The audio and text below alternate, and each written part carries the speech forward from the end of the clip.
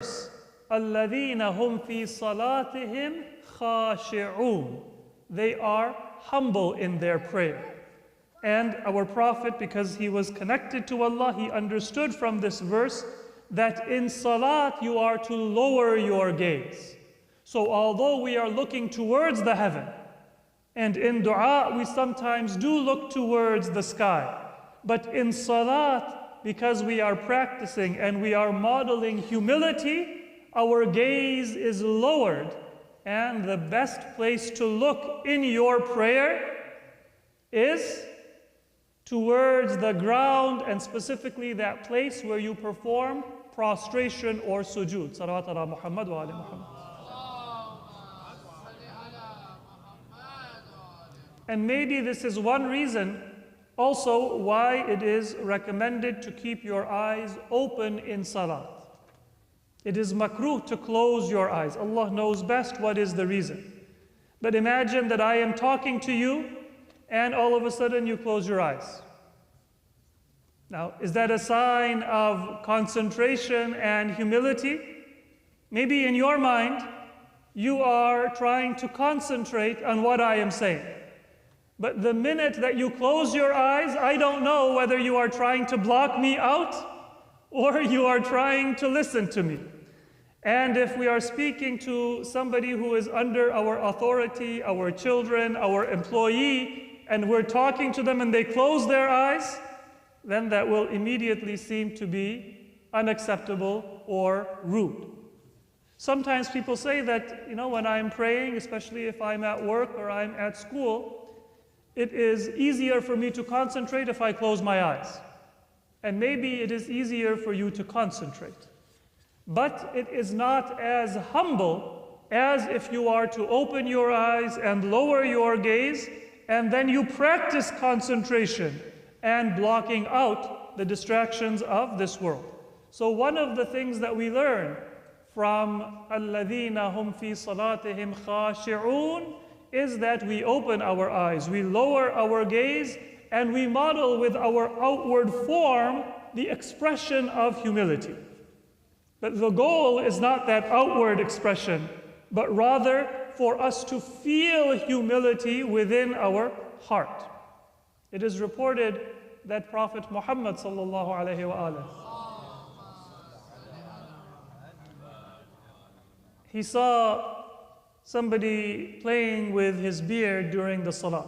Myself and many of us, we can experience with that sometimes everything, it comes to us during salat, that we want to check our hair and our grooming, and we have many things that also kind of make our hands itch while we are praying. And the Prophet, he said one thing. He said, if this person's concentration and heart were humble, then their hands would also be humble. When I am standing in front of somebody that I want to impress, when I am standing in front of somebody that I think controls my destiny, my heart is humble, and therefore all of a sudden, without even realizing it, my body also becomes humble.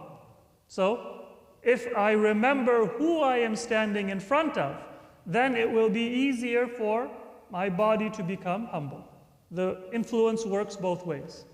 When you think about who you are standing in front of, it will calm your hands and your eyes and your limbs. And when you practice standing in a state of humility, then it will help your heart become more humble. The body helps the heart concentrate, and the focusing of the heart helps the body concentrate. And the aim is for both of them to be equal. According to a narration from our sixth Imam, Imam Ja'far al-Sadiq alayhi salam, reported from our Prophet, he said that our Prophet sallallahu alayhi wa said, مَا زَادَ خُشُوعُ الْجَسَدِ عَلَى مَا فِي الْقَلْبِ فَهُوَ عِنْدَنَا نِفَاقٌ. If you put your body and you express humility that is not in your heart, then that is a sign of weakness of faith and hypocrisy, nifaq. So we shouldn't overdo the outward expression so that it is out of balance with what is in our heart, but rather try to keep them in balance so we model our values in our salat. That is the first attribute. Now, normally in the Quran, whenever we have a mention of salat, what is the first thing that comes into your mind after salat? Zakat. الَّذِينَ أَقَامُوا الصَّلَاةَ وَآتَوُوا الزَّكَاةَ. The Quran, time and time again, it says, أَقِيمُوا الصَّلَاةَ وَآتُوا الزَّكَاةَ. The believers are those who pray and they give zakat. Or, O believers, pray and give zakat. But in Surah Al-Mu'minun, after salat, first of all, it isn't just iqamatul salat that is mentioned, but الَّذِينَ هُمْ فِي صَلَاتِهِمْ خَاشِعُونَ, the attribute of humility. And then second of all, salat is not followed immediately by zakat. But the second attribute is وَالَّذِينَ هُمْ عَنِ اللَّغْوِ مُعْرِضُونَ. The believers are those who turn away from what is vain, what is laghw, what is without benefit.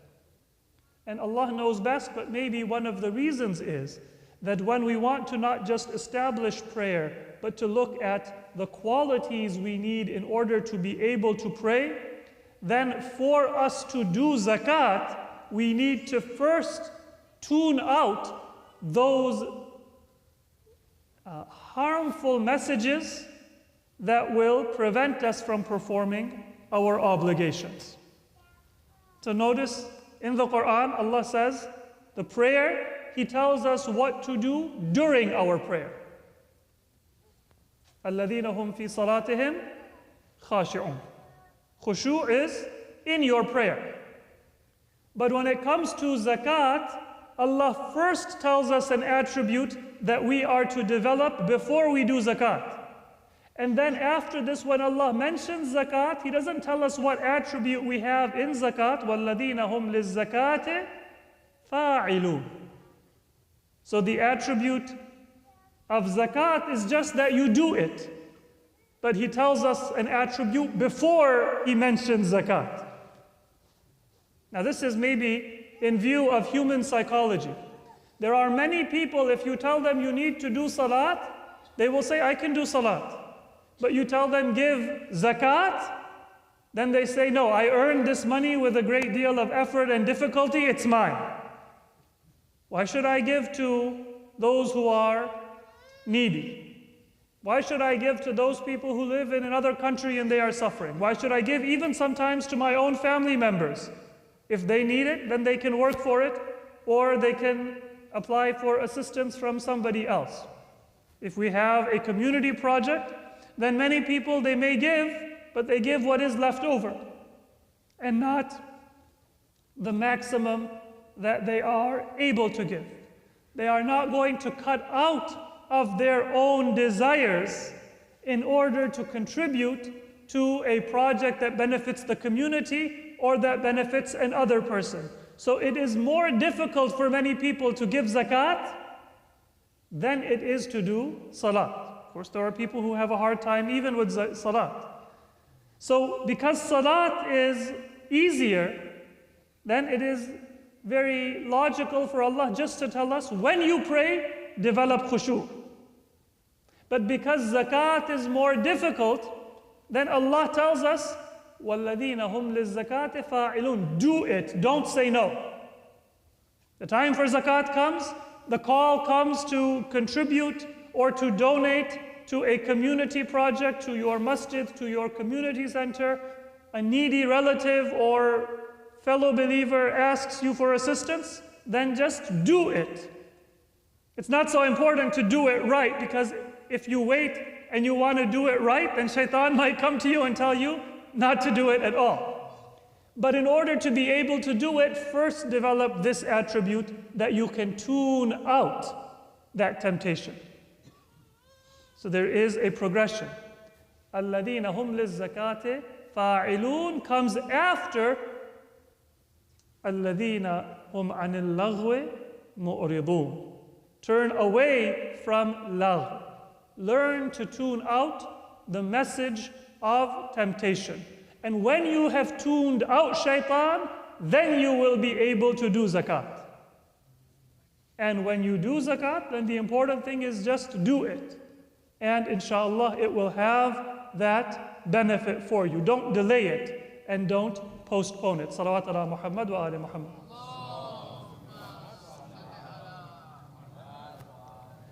So these are the three attributes of the believers who will attain salvation and success in the hereafter. الَّذِينَ هُمْ فِي صَلَاتِهِمْ خَاشِعُونَ وَالَّذِينَ هُمْ عَنِ اللَّغْوِ مُعْرِضُونَ وَالَّذِينَ هُمْ لِلزَّكَاةِ فَاعِلُونَ.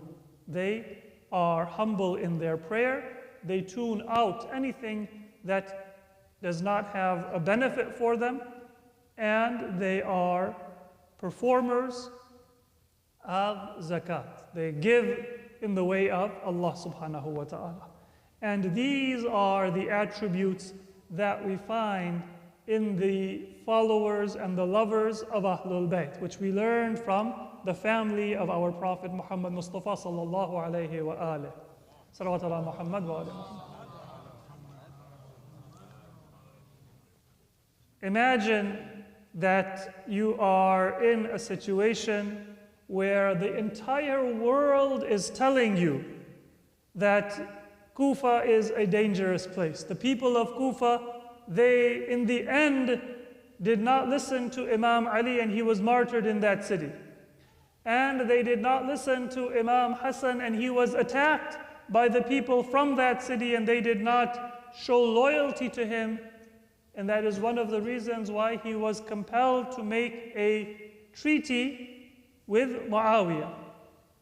Otherwise, if the people of Kufa had been loyal with Imam Hassan, then he would not have made peace with Muawiyah, he would have defeated Muawiyah. If the people of Kufa had been loyal to Imam Ali, then Imam Ali would not have been martyred, but he would have been able to continue his battle against Muawiyah and he would have defeated him. So all of these messages are coming to Imam Hussein, and Imam Hussein says that I have a mission and I have a covenant that I have made to Rasulullah, I will go. This is only possible if a person is able to distinguish between what is lagh and what is valuable and what is true insight that comes from serving Allah. Those people wanted to protect the life of Imam Hussein, those who were sincere. And so they were telling him not to go to Kufa. And Imam Hussein, he wanted to protect not his physical life, but the message of Islam. And so he proceeded, knowing the danger and knowing the sacrifice, towards Kufa. Until the day of Ashura came, and that is the day in which that greatest zakat and that greatest sacrifice was given by our Imam and those with him from his family and his companions.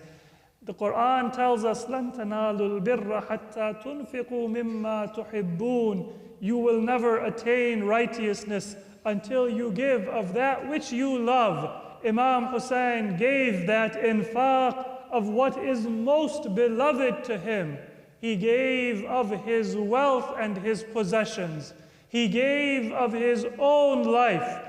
But then there were those sacrifices given by Imam Hussein which were even more difficult than for him to give his own life. He offered the sacrifice of two of his sons, both named Ali. One is known as Ali al-Akbar, and one is known as Ali al-Asghar.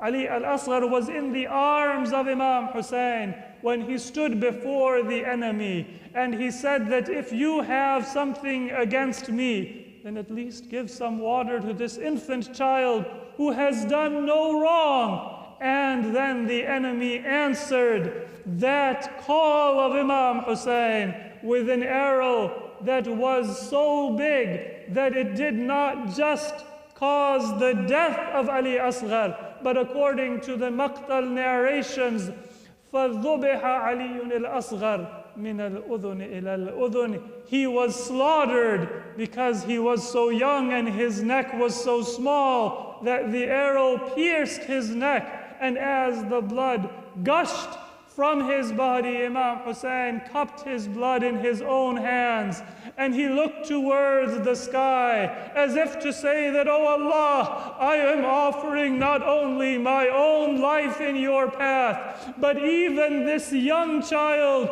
who is more precious to me than my own existence. I offer his sacrifice in your way." And then Maqtal tells us that Imam Hussein, he took the blood of his infant child and he rubbed it on his own face and on his own beard. And he said, "This is how I will stand before Allah on the day of judgment, and I will go to meet my grandfather Rasulullah. I will say that my enemy, not only did they show no mercy to me and towards the warriors who were with me, but they did not even have mercy for my infant son." This was the sacrifice of Imam Hussein, which is a source of guidance and inspiration for us. May Allah keep alive the love and the remembrance of Ahlul Bayt and Imam Hussein in our hearts and in the hearts of our families and our descendants until the day of judgment. Let us conclude once again with Surah Al-Fatiha. Bismillah ar-Rahman ar-Rahim. Alhamdulillahi Rabbil Alameen. Ar-Rahman ar-Rahim. Maliki yawmiddin. إياك نعبد وإياك نستعين اهدنا الصراط المستقيم صراط الذين أنعمت عليهم غير المغضوب عليهم ولا الضالين. صلوا على محمد وآل محمد.